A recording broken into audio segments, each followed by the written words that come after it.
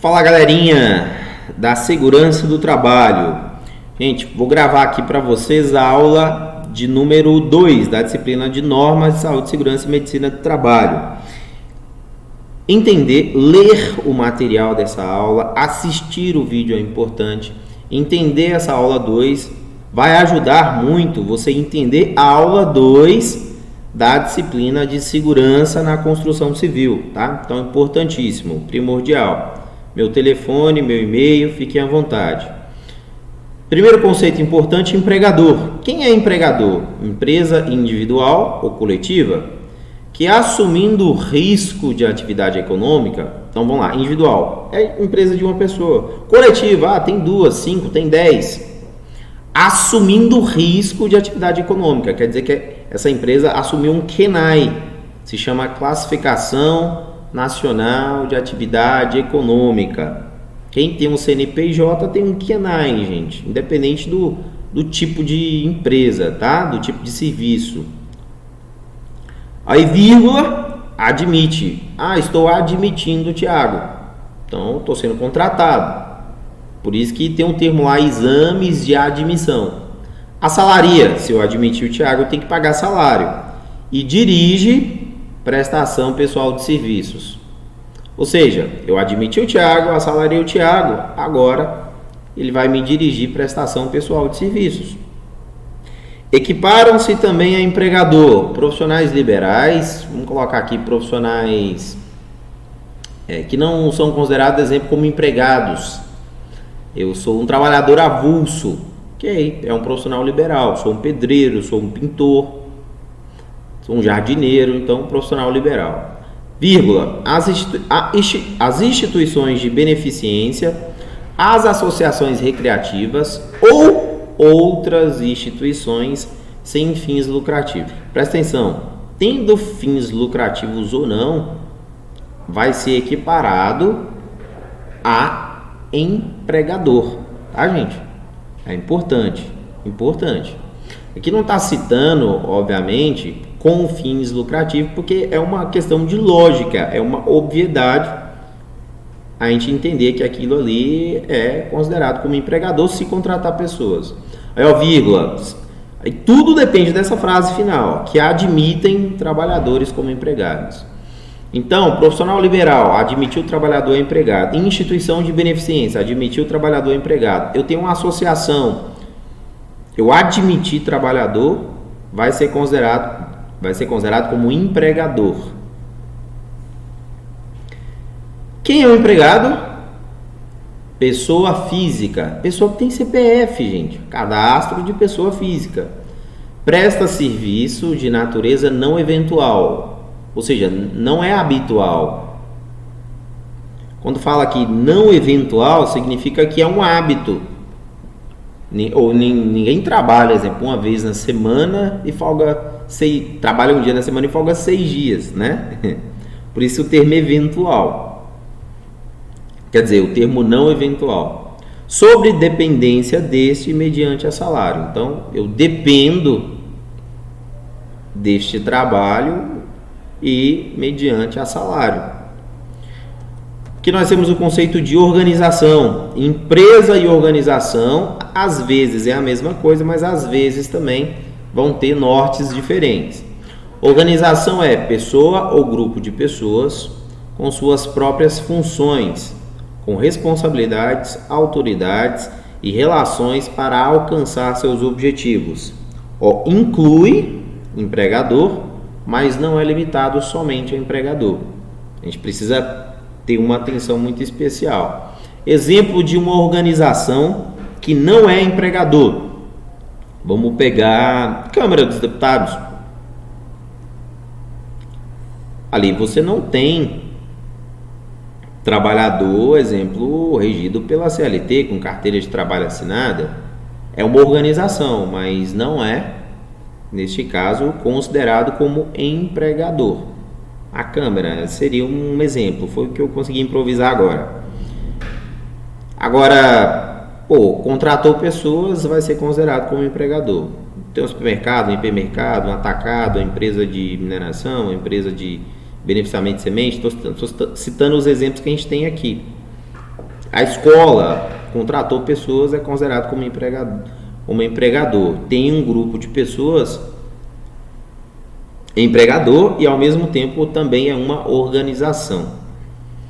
Gente, às vezes, muito cuidado ao assistir o vídeo aqui, tem hora que eu vou falar em empregador e falo empregado e vice-versa, tá? Estabelecimento, local privado ou público, ou seja, é do governo ou não é do governo? Edificado ou não? Então, tem uma área edificada ou não tem? Móvel ou imóvel? Pode ser próprio, ou seja, pode ser minha ou pode ser de terceiros. Onde a empresa ou organização exerce suas atividades em caráter temporário ou permanente. É um texto que fala nada com nada, né? Estabelecimento hoje é considerado o seu local de trabalho. Isso é o estabelecimento. Temos aqui setor de serviço, que é diferente de local de trabalho. Vocês vão ver. A menor unidade administrativa ou operacional compreendida no mesmo estabelecimento. Então, isso nós chamamos de setor. Então, veja bem, eu tenho aqui um estabelecimento. Dentro do meu estabelecimento, eu tenho um setor aqui, exemplo de escritório, setor aqui de comunicação, setor aqui de TI. Então, 2 setores em um mesmo estabelecimento. E aí, a gente vai entender que para existir o empregador, tem que existir o empregado. O empregador e o empregado constituem uma organização que pode ou não ser uma empresa. Dentro da empresa ou da organização, nós vamos ter um estabelecimento. Dentro de um estabelecimento, a gente vai ter setores de serviço. Então, é só ir incluindo um dentro do outro aí, ó. A gente vai entender bem. Definição de obra: todo e qualquer serviço de engenharia, de construção, montagem, instalação, manutenção ou reforma. Isso é obra.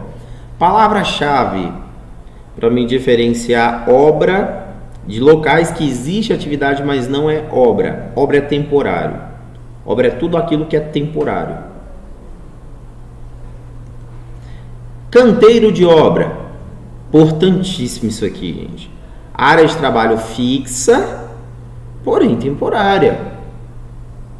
Então, o prédio aqui, a edificação, a construção do estádio aqui, ó, é fixo, porém temporário. Por que temporário? Porque a obra um dia vai acabar. Depois que eu terminar de construir o prédio aqui, a edificação, eu transformo o que eu quiser. Isso aqui vai ser um hospital, vai ser uma clínica, vai ser uma boate, não sei, vai ser um órgão público, um órgão privado.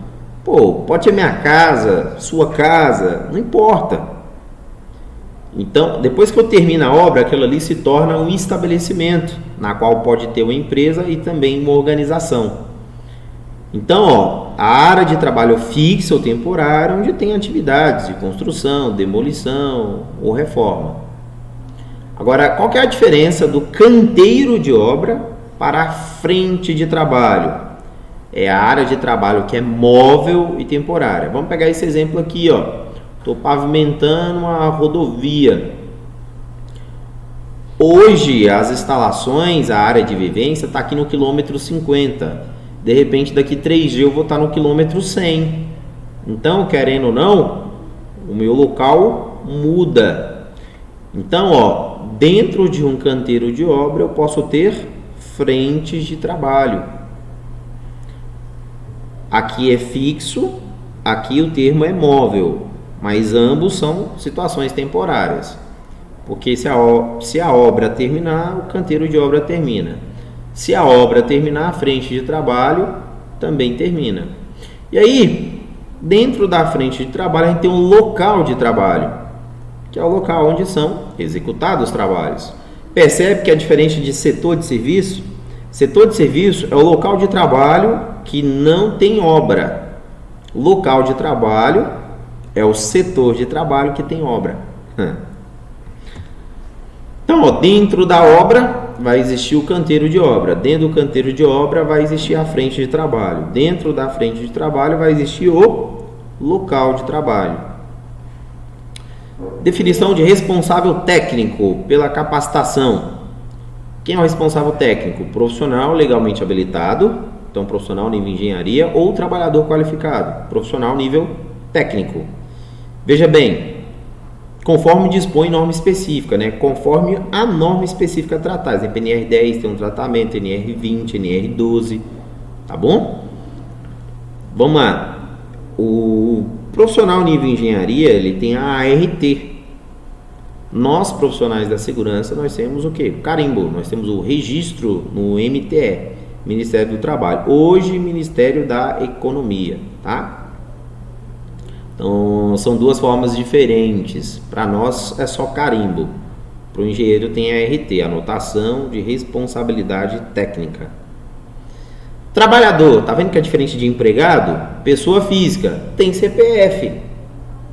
Inserida em uma relação de trabalho, inclusive de natureza administrativa, como os empregados e outros sem vínculo empregatício.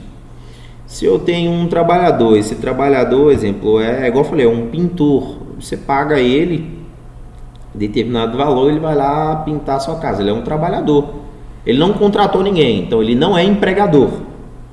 E ele não trabalha para ninguém, então ele não é empregado. Neste caso, ele vai receber o conceito de trabalhador. Então, ó, temos aqui o responsável técnico, que pode ser um legalmente habilitado ou pode ser um qualificado. E aí sempre vai ter o trabalhador. Quem é o trabalhador? É quem executa as atividades, os trabalhos. Bom, isso aqui a gente viu lá no primeiro período. Acho importante só dar um reforço, aproveitar que eu estou falando do anexo todo. Temos aqui perigo, também chamado de fator de risco. Fica no perigo, que é bem melhor. Uma fonte com potencial de gerar lesões ou problemas à saúde. Então tem a situação perigosa e existe a situação de risco. Vou ser bem objetivo. O risco nada mais é do que a exposição à situação de perigo. Brincamos muito, fizemos muito essa brincadeirinha no primeiro período, né? Então, ó, hoje o glossário traz assim: risco relacionado ao trabalho ou risco ocupacional.